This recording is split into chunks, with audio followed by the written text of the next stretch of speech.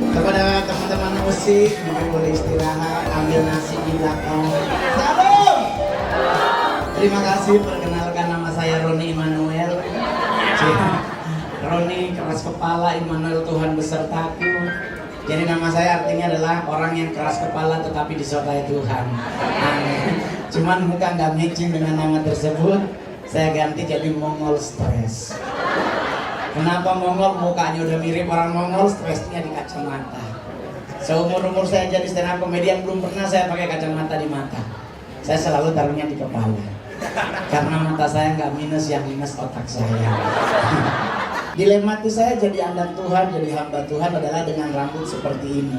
Ini beban saudara. Tadi pas nyampe di gereja ditangking nenek-nenek. Darah Yesus. Kenapa kira gue setan? Bukan. Kenapa? Karena gereja selalu menganggap kami ini dengan rambut seperti itu kayaknya selalu dianggap dengan negatif. Pak, gue juga nggak mau digunting begini, diwarnain begini cuy. 4 jam dibicing, gatel, nggak boleh digaruk, dicolok-colok sama itu loh sisir buat konde. Kenapa dicakui saya? Surveillance. Saya kebetulan ada layar lebar baru judulnya Preman Abal-Abal. Nah, saya salah satu pemainnya, coy. Dia nggak apa-apa, yang penting kan duit, tetap ujungnya perpuluhan kan. Saya main komik 8 cuma 2 minggu loh, film saya cuma 2 minggu 1,6 juta penonton. Udah tahu berapa bonusnya gitu. Tapi saya boleh jujur, itu adalah film yang paling banyak saya dapat teguran dari hamba Tuhan. Ini tiap hari cuy, Bapak Mongol, masa hamba Tuhan kok jadi bencong sih Pak? Pikir dong Pak, jangan jadi batu sandungan.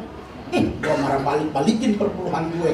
Perpuluhan gue minta biar gue jadi bencong, lu marah-marah Pak. Permasalahannya saya mau milih karakter seperti apa di film. Saya susah ngalahin Adipati Dolken.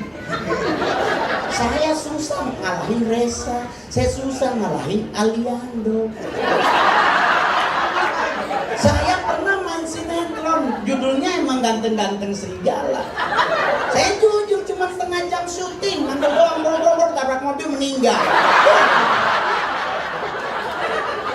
Lu kira nggak stres dengan kondisi seperti itu, pinginnya lama? Serius. Dari situ saya langsung pikir, oh Tuhan ini kayaknya nggak fair nih film. Sinetron ganteng-ganteng serigala, sinetron pelecehan buat kami yang jelek. Akhirnya gue suruh bikin sinetron baru, jelek-jelek manusia. Itu lebih bagus sih, penting kan gitu. Daripada ganteng lu bulan jadi serigala, mending kita jelek orang. Jadi kalau apalagi saya sebagai orang Manado, aduh Tuhan. Saya udah 6 tahun jadi stand up comedian terbaik, terlaris, termahal di Indonesia. Tapi aku tidak menganggap aku.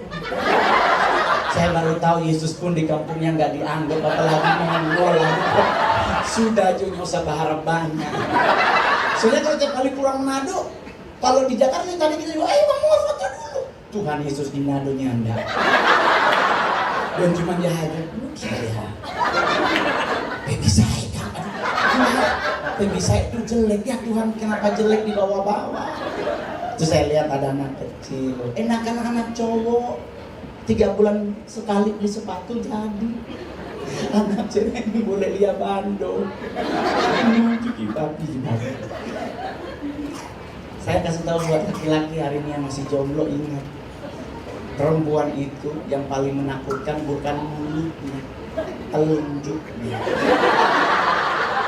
Soalnya kalau dia udah nunjuk, habis nganangin dompet langsung tak cadu dong gila.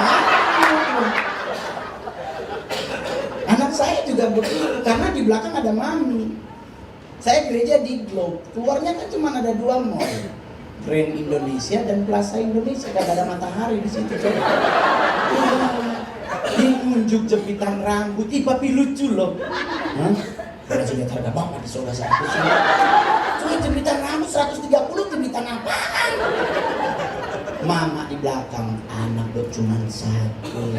Lucu saya. Ambil aja deh ceti. Saya dilematis artis tuh begitu ya. Anaknya nunjuk, kita nggak beli, kasirnya yang ribut. Ih gila ya artis beli pakai ribet, sabar Tuhan Yesus. Ya udah ambil aja DC 3 ya 3. Dia langsung 3 doang. Ingat loh, sebulan itu kan 30-an. Jadi harus belinya tuh 30. Jadi biar Cece gonta ganti jepitan rambut. Kita nggak beli, emak di belakang. Cuman 1 lucu. Kenapa napas di stand up tapi dia bilang oke. Kenapa Cek kita harus beliin buat anak kita? Jangan lupa dia yang punya kerajaan surga, kuncinya di dia. Alkitab yang bilang kunci kerajaan surga ada anak kecil. Jadi gue lagi terus dikasih dia tuh tanya di mana kuncinya.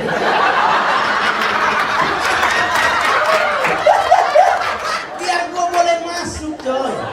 Karena dilematis kami yang gemuk-gemuk, karena kita juga bilang pintu surga sempit. Memang jadi gendutnya masuk dah, Tuhan. Ini diskriminasi surga namanya.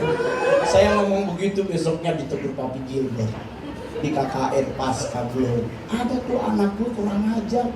Dia bilang gua nggak masuk surga gara-gara gua gendut. Bilang sama dia, kami hamba Tuhan punya pintu khusus.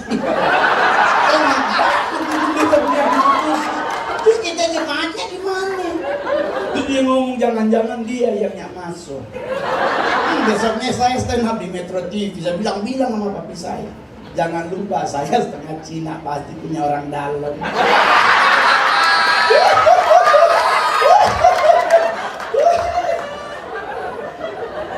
Jadi saya boleh jujur 5 detik saya mau bersaksian. Saya tidak pernah berpikir bahwa mencapai titik yang seperti ini. Sikap hati kita, attitude kita lah yang membuat saya bisa masuk seperti sekarang.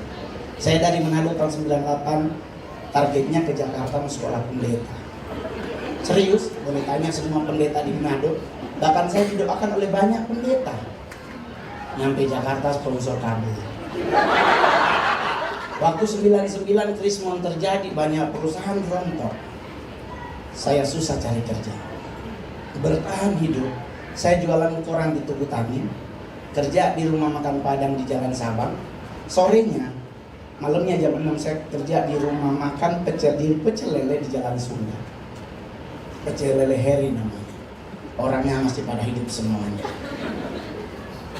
Orang tanya, kenapa bisa sampai harus kerja jualan koran? Kerja apa Tuhan? Muka susah. 99 Krismon. Saya akhir ujung-ujungnya kerja ngapain? Multi level marketing. Ntar kalau cari 2 ya, nanti 2 ini nyari 2, nanti 2 ini nyari 2 ya. Nanti begini ya, nanti Tuhan Yesus. Nanti lu kan akan dapat dia diamond. Nanti lu ke Bangkok tuh. Oh serius? Ya nyari 2, susahnya minta ampun. Tuhan. Dari situ saya tobat gak ikut. Kenapa? Karena orang yang ngomong presentasi di panggung seangkot sama gue. Heh, lu bilang mau ke Bangkok, mana di sini? Sama aja bohong, ternyata calo. Saya tetap setia dengan Tuhan. Saya tidak pernah mundur. Saya selalu setiap jalan mau kemana pun saya pergi sampai hari ini. Pakai bahasa Manado coy. Tuhan, kemana mana bawa kita ikut. Artinya Tuhan kemana engkau bawa, aku ikut. Ketaatan coy.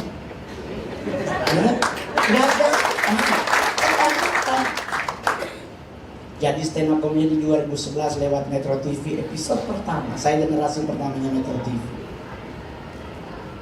Tuhan buat saya jadi seseorang. Sampai sekarang saya adalah putra daerah dari saudara-saudara yang paling banyak main film.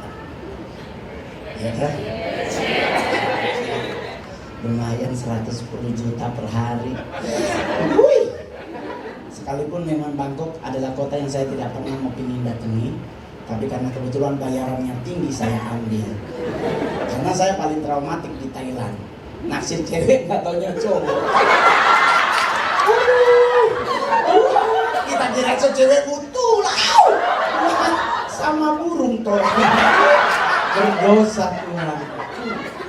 Nah gua ke gereja itu Alkitabnya diketekin. Tasnya itu pasti isi cucur, cakalang goreng, ikan tude bakar. Lu bayangin tas Bottega isi cucur. Tuhan, memang mama punya aduh. Saya boleh jujur, saya adalah stand up komedian yang paling rajin ngasih perpuluhan. Serius, dulu saya jualan koran masih rajin, cuma 200.000 doang coy. Gaji kan 2 juta sekian, kecil. Di saat kita diperhadapkan jadi stand up komedi termahal, lain lagi coy. Kita tanya ke Metro berapa per bulan sekarang? Oh sekarang 285 juta bro. Hah? Tuhan perpuluhannya seberapa itu? Saya bawa 28.500.000 ke gereja. 2 minggu kemudian saya ke gereja, stres kan lihat ibu gembala cincinnya baru. Kita pedoi gitu. Jujur, hari itu juga saya bilang sama Tuhan saya nggak mau ke gereja. Serius ini serius. Saya nggak mau ke gereja. Karena di mana hatimu di situ duitmu. Duit lu di mana di situ hati lu. Itu benar. Di saat saya lagi nggak mau ke gereja, Tuhan tegur. Saya ditegur Tuhan pagi-pagi. Tuhan ajarin bukan cuma soal jumlah uangmu lah yang membuat engkau berkati, tetapi ketaatanmu itulah yang membuat engkau berkati. Dari situ coy sampai sekarang saya tidak lalai memberi perpuluhan. Kenapa kita ribet ngasih perpuluhan? Karena dikumpul. Jangan dikumpul, berat Pak. Saya setiap kali dapat, termasuk hari ini, kalau gua dapat PK.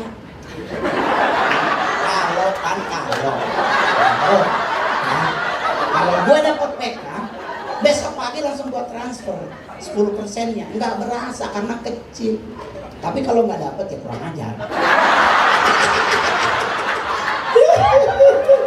Aduh. Saya dikasih waktu berapa menit nih? Saya lumayan loh stand up komedi termahal. Saya stand up komedian yang pernah tampil di depan 3 presiden. Pertama Presiden